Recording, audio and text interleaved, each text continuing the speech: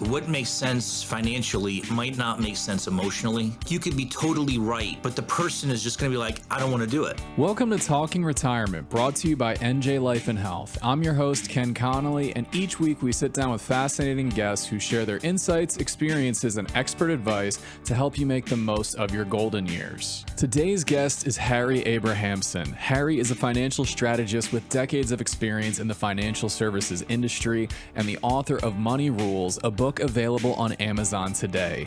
In this episode, we talked about the human side of financial planning, how to prepare for black swan events in your retirement plan, the different types of retirement advisors and strategies you can employ, his critiques of mainstream financial educators, his future plans with YouTube, and so much more. You're not going to want to miss this important conversation with Harry. The information in this podcast is for general educational purposes only. Your financial situation is unique. What works for our guests may not work for you. This podcast is not a substitute for professional financial planning services. Before making any financial decisions, consult with qualified professionals who can provide personalized advice based on your specific circumstances, goals, and risk tolerance. Before I dive into any questions, Harry, I'd love to hear a little bit about you and how you got to this point, a little bit about your career. Great. Thanks for having me on. I got started over 20 years ago in the business. I was a business owner at the time myself, and 9/11 kind of happened, and it shocked everybody, shocked me. And then it kind of made me just kind of reflect on myself, and I just started to ask myself questions. Did I have this set up right? Did I have that set up right? And the answer was I didn't.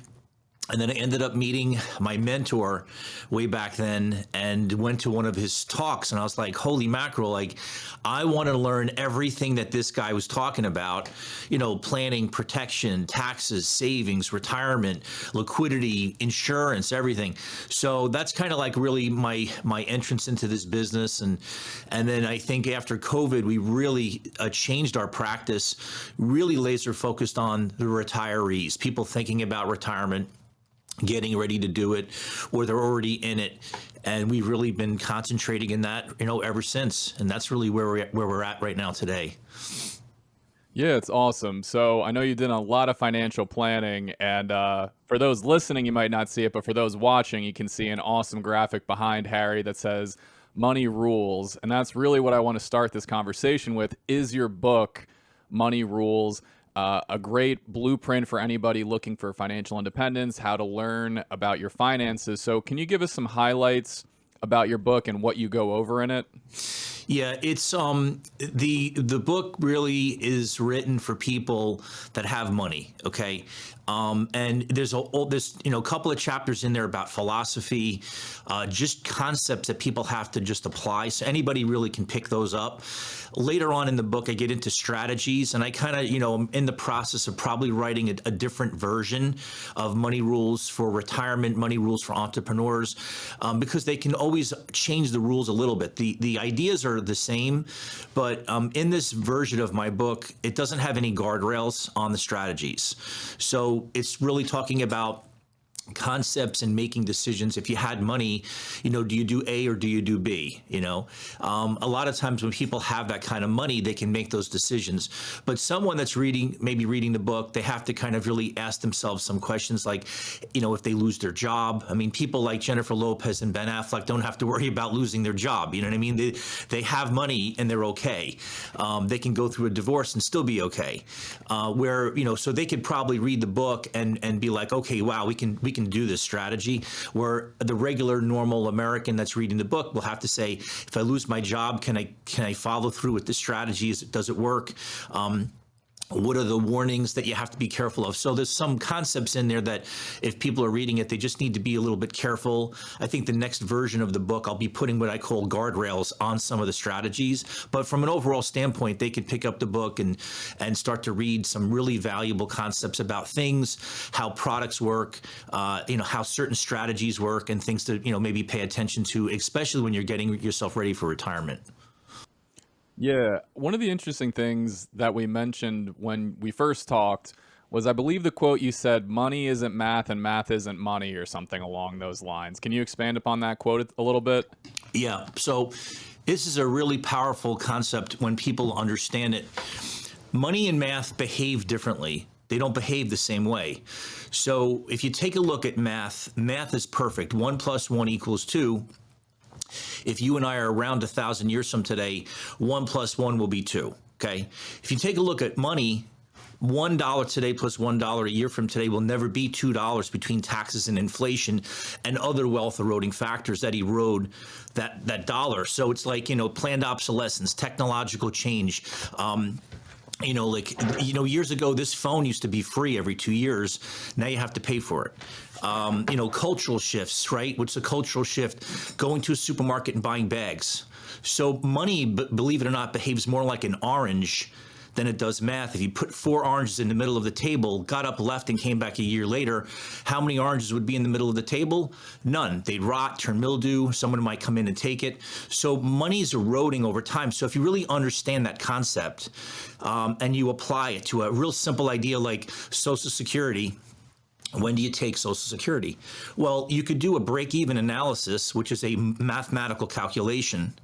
But the real reality is that $1 today is worth more than it is in 30 years from today. So, these are things that you have to kind of play a role, you have to think about when you're making financial decisions, because money is different than math. And it's a powerful concept people can use and apply. Yeah, I really like the fact that you have a more human element to your financial planning. As you said, it's not just numbers and figures and graphs and everything like that. What are some of the human variables you found in your career that you can't really anticipate for when you're planning someone's finances over a 10, 20, or 30-year period? Yeah, it's interesting because what happens is what makes sense financially might not make sense emotionally. So like you could be totally right, but the person is just going to be like, I don't want to do it. They're just not emotionally ready to do it. Another example, you don't want to have a mortgage in retirement, right? So that's what is ingrained into people. So psychologically, they just don't want to have a mortgage, right? Now, a few years back, you can get a 30-year fixed mortgage for under 3%. You got to really think about that, So sometimes having a little bit of an open mind, I always found ultimately that the emotional side of things is what's going to drive people to do anything. You could be mathematically right. You could be financially correct. It's just not going to translate to either them becoming a client of yours or them being happy with the advice that you're giving them. Yeah, I think it's a great way to put it. I mean, we can, as you said, make 1 + 1 equations across the board, but if the person isn't happy, it's not going to make a difference at the end of the day. I was looking up Money Rules today. It's been out for about a year and a half, close to 2 years now. What are some of the tidbits you have found readers have really resonated with the most? Like, what about the book has really found a home in readers' hearts? So it's interesting because the book gave me a platform to write about a lot of things I don't normally talk about with my clients. So I don't, because I've been doing this for 20 years, right? So I have 20 years of experience in all aspects of this financial world that we're in as advisors. And I find it really interesting that the older people, once they read my book, that one of the first things they say is, hey, we never talked about life insurance. And I'm like, I know. I haven't, because I'm not going to talk to, you're 65 and you had bypass surgery, but they get to learn about it, they get to understand it. And then it opens the door for conversations like, hey, what about my kids? Or I was thinking a different way of funding college. Or so I don't like what I do for a living. I don't do everything in the book, even though I know everything in the book. But, it's just because my demographic of who I work with, they're just older people that are, getting ready to retire. Some people are in their 50s and stuff like that. But I think that's one of the biggest eye-opening things is how people come to us and we're managing their money and maybe looking at various, income products. And they're like, holy mackerel, this whole world opened up. And they're like, they didn't really realize it. So I kind of like the fact of the feedback I get from people and their reaction after they read the book. And they're like, oh, wow, this is great. And I'm like, yeah, we can have a conversation about anything. Doesn't mean you need to buy it or, incorporate it into your plan. Yeah, I know something we've done with life insurance is sometimes, like you said, if we kind of know due to health issues, someone's probably not going to qualify for a life insurance policy. We say, we don't want to give you a present you can't open. We don't want to give you the rundown of everything. And then at the end of the day, it's not going to work out. So I think it's good that you preemptively, don't overload people with information they might not need. I know you focus primarily on retirees and people who are about to retire. Why do you focus primarily on people in that age bracket, in that stage of life, as opposed to everybody?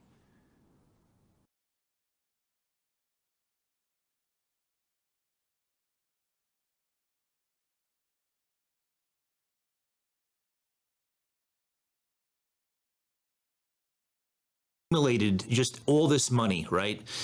And they were successful, and they now are at the point where they need to make sure they're going to take this pile of money, however big it is. If it's $3.8 million, if it's $17 million, if it's 45 or it's 500, that's everything. So it's a matter of really, I like being at that table. I like when I'm at that table and everybody's, maybe they're talking to other advisors. I feel very comfortable at that table. And so for me, it's very satisfaction. I get a lot of satisfaction out of really helping them take what they've done to the next level. I love it, and so I like working in that marketplace. The second reason is quality of life. Quite frankly, I typically start my day around 10. And I typically end my day around 3. And people that are retired can do that. That's fine. I have right now, we're having our 7th grandchild. So my weekends are busy. It's like unbelievable. It's fantastic. But, my weekends are for my family. The middle of the day is for my clients, and the beginning and the end of the day is for my business. Yeah, it's awesome. I know one of my favorite financial personalities is this guy, Scott Galloway, and he always talks about wealth and money. At the end of the day, it's really a way for you to support the lifestyle you want and to support the people that you love. Is that something you try to get across to your clients, that this is really about leaving a legacy and being supportive? It's not just, making the number go up as high as possible? It's different for everyone. It's every client is entirely different. I've learned one thing. I'm a terrible mind reader. I can't read people's minds. So we have a lot of conversations. I think, really listening to what they're looking to achieve is important, and making sure that you can provide solutions that will fit into their world. Obviously, we bring a lot of experience to the table.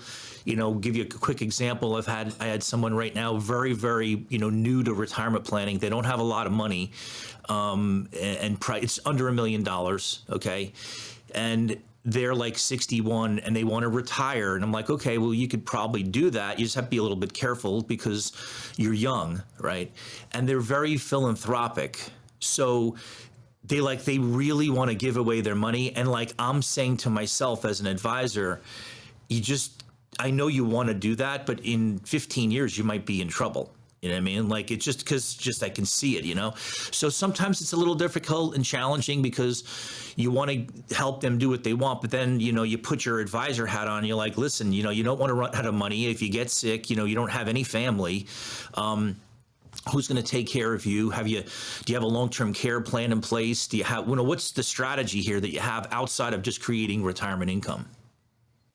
Yeah, and again, going back to the human element, I think it's awesome that you do take in all these major life events as well while you're planning everything. Something I did want to talk to you about is, I know you primarily do retirement planning, retiree planning, that kind of thing. How does your financial plan differ, generally speaking, from when you're retiring to, let's say, me, 35? I'm young, I'm building my career, I'm trying to, save and create a family and everything like that. Is there any major difference in how you're going to go about planning someone's finances? So, that's a very good question. Actually, people that are younger, what's happening is you're in the wealth accumulation phase, right? So you're like accumulating somehow or another. And there's going to be vehicles that you're going to accumulate in. It could be a savings account. It could be a CD. It could be mutual funds. It could be a life insurance policy. It could be a 529 plan.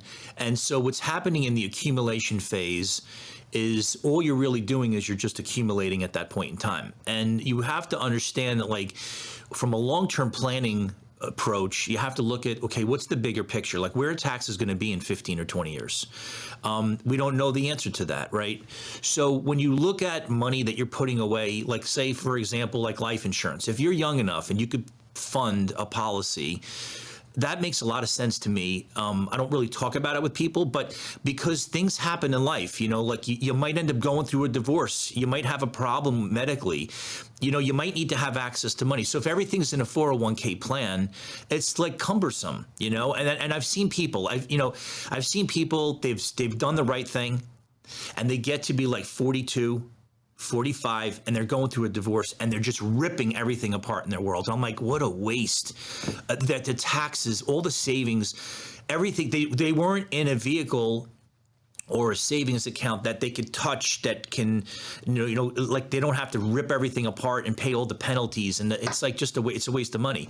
So I think when you're younger, you have to really look at where you're putting your money and then what's the reason for it. Right. So if I have someone that's like in their 30s, they're like, yeah, I want to retire early. I'm like, okay, so first off, you got to stop putting money in a 401k plan. They're like, why? I'm like, well, you have to wait till you're 59 and a half. So your strategy to retire in 50, it's not going to work. Okay. So if everything's going in that bucket, what is your real plan? The second thing is, what about insurance? They're like, oh, okay, well, who's going to pay for insurance? Now, even retirees today, the number's like 65. Why? Because that's when Medicare comes in, right? So they're like, okay, 65. Unless they have enough money they can pay out of pocket, or they have some type of insurance through their employer or something, So that 65 number is there. Now they're talking about maybe making that 67. And then for another generation, making it age 70, pushing that age back for non-baby boomers, whatever. And we don't know what's going to happen. So when you're younger and you're saving, you want to learn about like, what is a 529 plan? I'm not a big fan of 529 plans because the exponential curve kills it, because all that money over that period of time goes to the college and there's zero there. So there's, you don't get any of the last third of compounding on that wealth. But people will do it. The easy thing for an advisor is like, yeah, I could do a 529 plan. Sure. It's easy. It's like a CPA doing your tax return for $300 or $400. Like, he just wants to get you back a nice refund. He's not going to get into bumping your W-4 exemptions up, because it's going to wipe out the refund. And the refund makes them look good, and they justify their existence by that. So, just have to be careful on where you're saving money, and then what's what's the purpose or the reason behind it, So I think that would be helpful if they educated themselves on things like that. Yeah, no, that's all great information. So I appreciate it. Something I always like to talk to with my guests is their tools or their tool belt, so to say. So I know when we were talking initially, we talked about the vocabulary like RMDs and income planning and everything like that. What are some of the tools that are most at your disposal when you're planning a retiree plan? Like, what are some of your go-tos? Well, one is obviously Social Security. I have fun with the Social Security just because I'm able to actually run a mathematical calculation that everybody does. And then I run a money calculation, which is a discount, which surprises a lot of people. So that's something that we do. Required minimum distributions is a huge thing for our clients, especially if someone saved and accumulated a lot of money, they're living a great lifestyle, everything is all awesome. And then their first RMD hits and they're like, wait a second, what's going on here? Like, holy mackerel. And some of these RMDs are like, over $250,000, like over $250 on a first RMD. And they're like, I'm like, well, that's all taxable income. And that pension that you have, that's like $8,000 a month, and your Social Security, like, this is going to be a party. You know what I mean? Like, they're probably going to be in the highest income tax bracket in their entire life in retirement. And that like stuns people. You know what I mean? Also, I think another big thing is, when you look at retirement planning and you're now looking at expenses, people will have a budget. They'll say, oh, I want like $15,000 a month. Is it net or is it gross? Okay. Whatever the number is, there's a number per month. And so when I use a software, we put that number in, but the interesting part is that expense number also has to inflate. So it may start off 15,000, but like, 20 years from today, it's like, maybe $26,000. And they're like, holy mackerel, like they're starting to eat into their assets at that point in time. So you have to kind of look at the expense side and from an inflationary standpoint as well. Yeah, it is always interesting. I think one of the things that I'm just getting across from that last series of comments is there's a lot of things that people get blindsided by. What are some of the biggest blind spots you think people find in the retirement life when it comes to either a big tax hit or something like that? Like, what are some things people are constantly surprised by? Well, one of the things I talk about in my book are black swan events. Okay. A black swan event is something that's totally not, you cannot predict it. It's literally unpredictable, right? So when you look at risk, real risk is everything that nobody's talking about. The real risk is we're not talking about, it's not taxes, it's not inflation, it's not the cost of eggs. It's everything that we're not talking about. So when you're in retirement, and then you can have a personal black swan event. A personal black swan event could be a major health problem. Like literally, like you go to the doctor and then it's done. You have a problem. Like all your attention will be on there. I say to a lot of people that are like, they're do-it-yourselfer people. They're like managing their own money. And I'm like, oh, so how long have you been doing that? They're like, oh, I've been doing like 40 years. I'm like, oh, good, Mel. Wow, that's pretty impressive. It's amazing. And like, they're like 65, they're 67. Everything is going great. They're not paying a fee to a money manager. It's all good. I'm like, well, let me ask you a question. What I would recommend that you do is I would highly recommend that you have a relationship with a couple of different financial advisors so that while you have your wits about yourself, while you're at the top of your game, you can see who is a person that you can trust, because if and when the day comes where you get sick and you can't do what you're doing, the last thing you're going to want to be doing, and I'm going to tell you, trust me, you're not going to want to be interviewing for advisors when you're in your 70s dealing with cancer. You're not going to want to, because you're not going to be on your A game. So I would recommend right now, when you're on your top of your game and you're the greatest thing since sliced bread, establish a relationship with a person, because things will come up. And even a personal, like sometimes people just get to the point in life where like, I don't want to do this. They just don't want the responsibility. They want to be able to go away on vacation, enjoy their grandkids, do whatever they're going to do in life, and not have the burden of handling all this for the rest of their life. And some people, they look great if they want to do it. That's, my hat comes off to them. Yeah, I think one of the major themes of this podcast that we talk with people across the entire spectrum of retirement services is this lack of wanting to talk about the things you just talked about. You might not have total cognitive control. You might not have total control of your body. And then as time goes on, it's going to be harder and harder for you to have those conversations. Do you find people push these conversations a little too late when they come to you? Or do you think in general, they just don't have these serious conversations enough? I think by the time they come to me, they're asking themselves a lot of these questions. And then the new people that are like, they come in, they're like, if they're like in their 50s and they're like, I'm thinking about it, like they've never had that conversation. So it's like the first time they're having that conversation.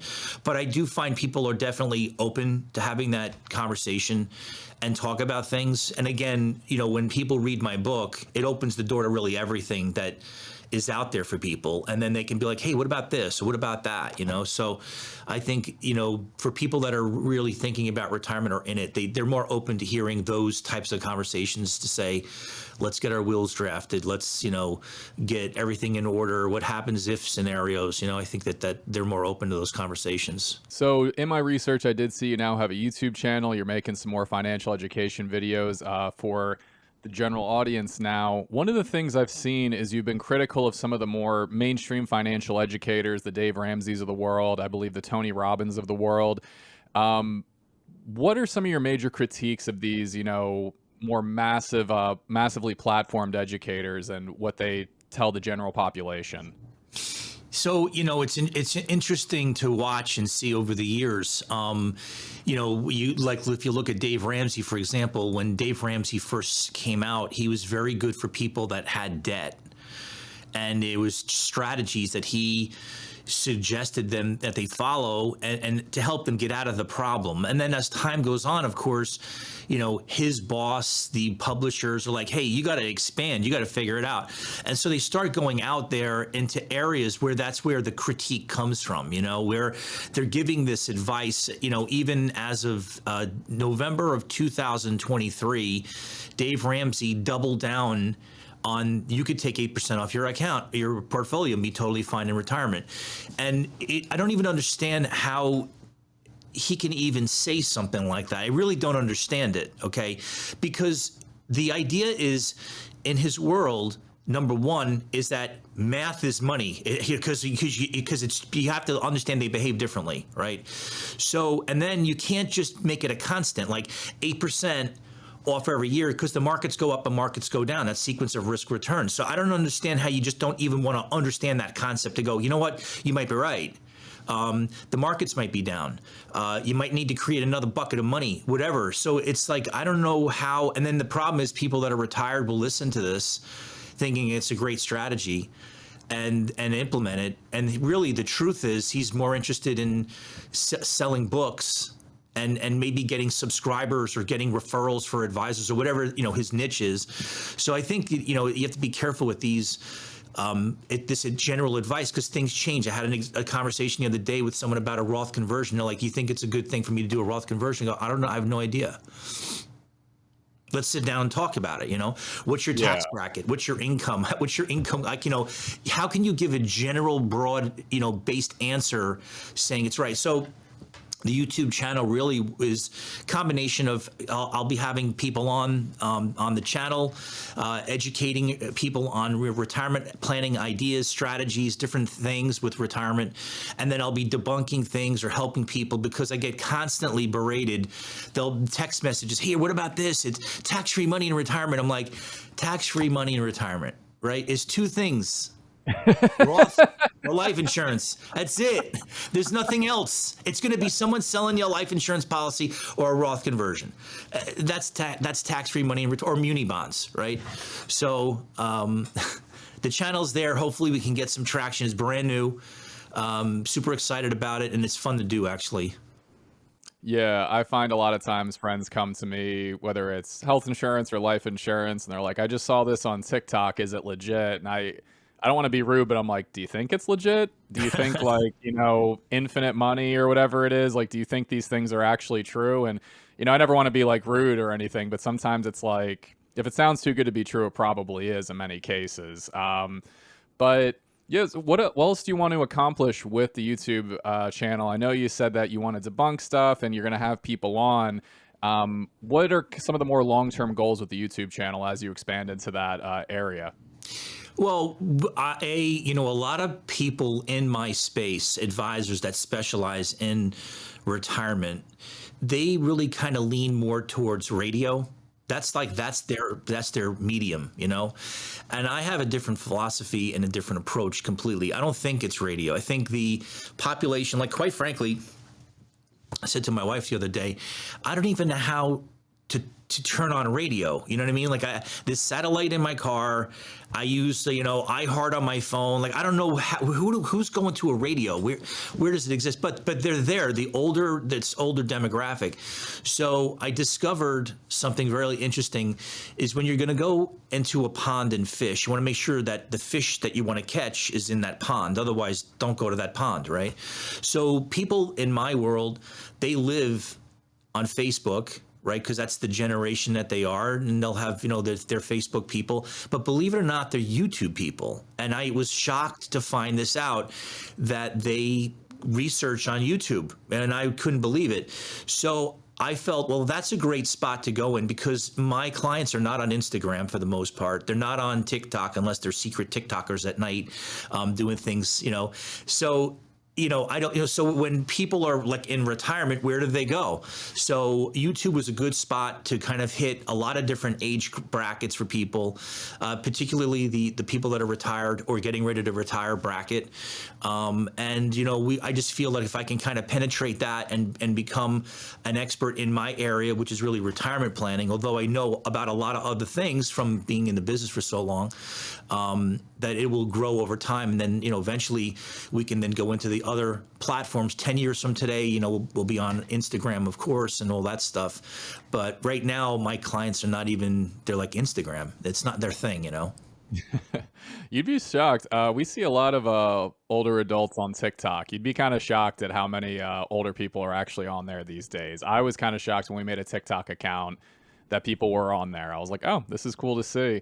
But I think one of the, I guess, pros and cons when everyone's on YouTube and all this stuff, I think the filter isn't quite as strong because you can pretty much get up there and say whatever you want to say, and there's really no consequences. What are some of the things you're most interested in debunking over the next year or two? I know you said that's one of the big things you want to focus on. What is some of the more conventional wisdom out there that you want to kind of turn on its head? I think, a couple of things that are important is people need to, when they're looking at planning for retirement, there's different types of advisors that are out there, okay? And they're not all the same. And so, our firm here, we're an independent RIA. All of our advisors are fiduciaries that are giving investment advice, and there's no broker dealer. So that's a concept. People are like, wait, what? Like, how does that work? It's like, what's a broker dealer? And there are differences, and so, and a lot of times too, people don't realize, like, a broker dealer, not that they're bad. I don't personally like them, and I got out of that business myself. But there's a lot of different restrictions because of that broker dealer that maybe they can't offer certain things because of the rules that are a part of it. It has nothing to do about if it's good or bad. It's like, hey, you got to follow these rules. So it's hard because as a consumer, they're not going to really even understand what I'm actually saying, like it's like, oh, well, that's a broker dealer. And they're like, well, they're showing me, let's say they're looking at products, maybe long-term care products. Well, there's going to be approved products that they can offer. Otherwise, they can't show that other product for whatever reason, Same thing with annuities. I mean, that's like a whole world unto itself because you could take a product that is a good company and it goes to a company like, say, Schwab. And, like our broker dealer right now is Fidelity. It could be Schwab, it could be whatever. But if it's a Schwab advisor, then they have to approve it internally. So then the company will take the product and strip out things so that it meets their compliance department. But you can look at that same product on the street and it's better because it has more things on it, but they feel more comfortable psychologically. Oh, I went to my Schwab person. And again, Schwab's great. I have nothing bad to say about them or their company or the products. It's just the actual way it works where people will look at that product and say, well, why doesn't that rider exist? Like what, how come, And so things like that. And over time, I think if people just take the time to learn, they can go, oh, wow, okay, I get it. Like I love my advisor. He's got a broker dealer and everything's great. Congratulations. But at least you can learn about it. So I think things like that people can start to be like, oh, okay, I see how that works. You know what I mean? Or, maybe on the annuity side of the business, because older people are more open to having that conversation than a life insurance conversation. But there's a lot of things that are out there. There are people like, well, aren't all annuities the same? Like, well, no, they're totally not. It's like, is all water drinkable on planet Earth? No, it's water, but it's not all drinkable. So if you learn about the different types, people might go, oh, okay, well, I don't like them because their fees are high and I can lose money, or I don't like them because I'm only going to be getting 5% for 3 years. And, so then they can pick and choose. I think maybe educating people a little bit about some of the choices and options that might be available to them. Yeah, I'm glad you brought up education because you're obviously relatively new to YouTube, but you're not new to educating on camera. One of the things we've talked about is the fact that you've been giving weekly webinars, right? Is it weekly? Is it monthly? Weekly. So what kind of topics do you cover in these webinars if someone wants to hop in and watch you? Well, they're all focused on pre-retirees and retirees. That's all we really talk about. I talk about a lot of new concepts, money and math, wealth erosion, stuff like that to really, which I know is different in the marketplace than what other people are talking about. And then anything that's relevant. So any new tax law, anything that comes out that's like new, whether it's the Secure Act 2.0. And so we will literally have all of the new information in there for people to just learn about, like, oh, this is how that's going to get impacted. This is what that's going to be like. The RMDs got pushed back, so all of these things. So we will cover, so basically what's going on in the world creates our content. Okay. So the crazier the world is, the better for us, because there's just more people like, holy mackerel, this is like nuts going on in the world. When inflation got up to over like 8.5%, 9%, people were freaking out. So they were like, what do you do when that happens? And then we'll talk about what you do with that. Right now, inflation's not 9%, thank God. Yeah. So it is interesting you say, there's always current events. People are always wondering what's happening. What's a current event now? Obviously, we're shooting this in March 2025, but what's something you think people should be on the lookout for the next year or two that might affect their money? Well, if President Trump extends the taxes that he had put when he was originally in office, they're going to basically sunset out. So I think if he can extend that, which would be important for everybody, because then you can have a little bit of an idea of what's going to happen between now and 2030. So that's there. Then, of course, if there's no tax on Social Security, how that's going to play a role for certain people. I'm curious about all the things we're not talking about right now. I'm curious to see. I'm always watching out if they're going to do a change to the required minimum distribution planning strategy. Because the one thing as an advisor that just kind of blows my mind is when you are younger, you could take a 401k and you could put it into an IRA, and then you could do a 72T distribution, which is periodic equal installments based on life expectancy without the 10% tax penalty, which is basically an RMD. It's an actuarial calculation. The problem I have is that you have 3 different choices as a younger person to pick on how you want to amortize it. But when you get into retirement, there's just one.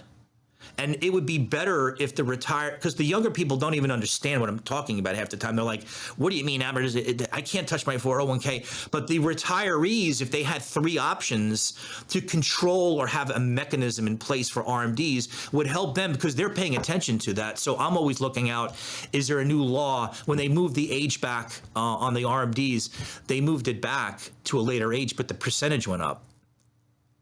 The withdrawal rate never dropped, right? So I'm like, okay, so I'm like the guy that's lifting up the trunk, going underneath the car, checking it out. Like, how is this RMD going to be structured in the future? There going to be a change to that?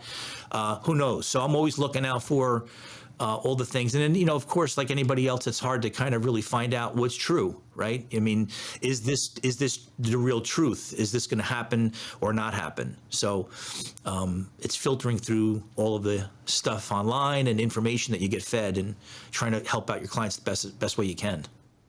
Yeah, I think one of the interesting things you brought up is we have these more big tentpole things like, is Social Security tax going away? Is the tax plan happening? But to your point, a lot of time it's like, look here, but they're really doing something over here, like the amortization rates or the more technical details that are probably going to affect you more in the long run because it's like such a minor detail, you might totally miss it or something like that.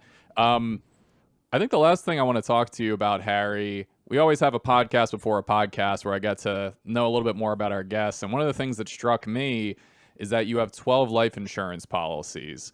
And as a life insurance broker, I would love for everybody to have 12 life insurance policies. That's just, me. But why do you have that many? And what type of functions do each of these policies have? Well, for the most part, they're all paid up policies at 65. So they're all L65s. I love those policies. I use them constantly. I use for the living benefits all the time. I even pay my federal taxes. I'm using my life insurance. I'd rather use the insurance company's money than my money. But after all this time and all this reflection, life insurance itself really is all about like one word, believe it or not. It's about the word, it's called love. Okay. It ultimately ends up being about that word. Okay. If you're going to be funding a policy and it's $4,000 a month in that policy, yeah, there's benefits from a tax standpoint, maybe, like if that's what you're doing.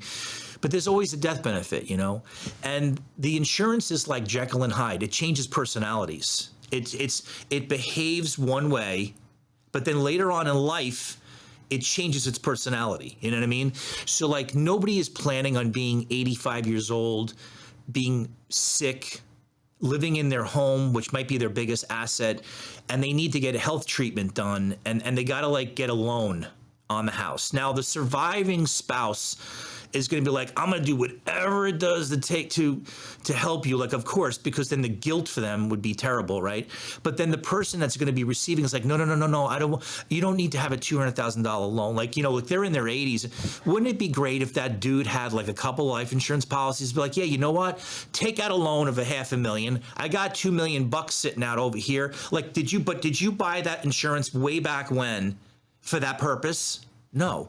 You didn't. You did not say, you know what, when I'm 85, you know what's going to happen? I'm going to get sick and I'm going to have my wife borrow money. So that's not the purpose, you know? So I think, you know, for me personally, it's a form of love.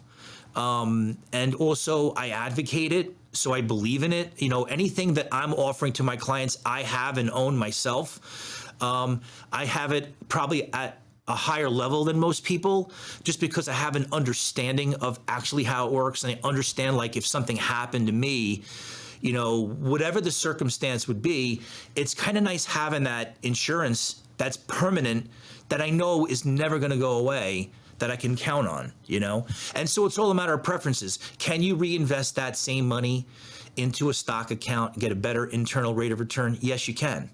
But you're not going to have a death benefit. So again, like this conversation is like more of a personal conversation between you and me than my clients. But, you know, because, you know, I see them when they're 70. I see them when a spouse passes away suddenly. I see them that they have some debt and they're dealing with issues. You know what I'm saying?